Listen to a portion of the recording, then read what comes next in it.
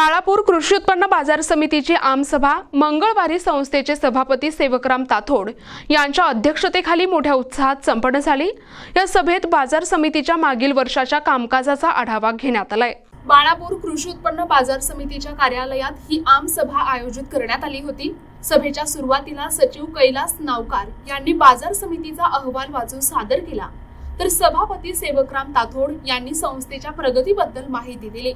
या आमसभेत उपसभापती राजेश राऊत, बांधकाम सभापती संदीप पाटील, ज्ञानेश्वर माळी, रामभाऊ काळे, रामेश्वर पोहरे, रमेश ठाकरे, रवींद्र मुरुमकार, अनिता माळी, रेखा कराळे, घोंगे, धनंजय दांदळे, नितीन गव्हाणकर, गजानन वझिरे, राजेश्वर वैराळे, रवींद्र सरब, गुलाम नफीस, गुलाम नबी, लक्ष्मण सरब, दत्तात्रय पाटील नळकांडे, राधा घोंगरे, शशिकांत लांडे, कल्पना विनायक वैराळे यांसारखे पदाधिकारी उपस्थित होते।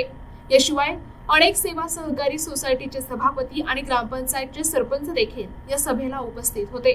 सभेचे संचालन संचालक रमेश ठाकरे यांनी केले, तर ज्ञानेश्वर माळी यांनी आभार मानले।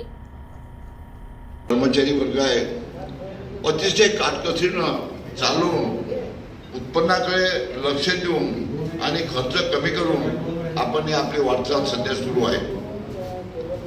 बाजार समितीमध्ये आज कायमस्वरूपी म्हणजे ज्याला परमनंट आपण म्हणतो असा एकही कर्मचारी नाही।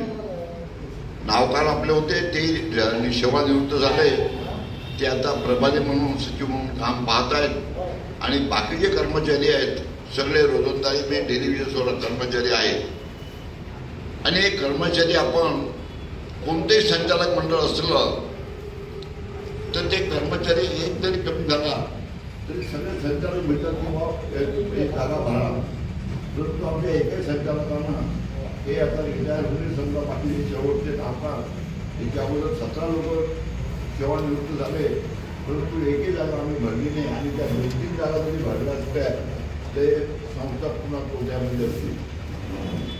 आज वाळेगावच्या एका भागाच्या भविष्यावर आणि बाकी कापसाचं उत्पन्न आहे या भविष्यावर आपले वाटचाल सुरू आहे। प्रतिनिधी अमोल जामोदे, NTV न्यूज मराठी, बाळापूर, अकोला।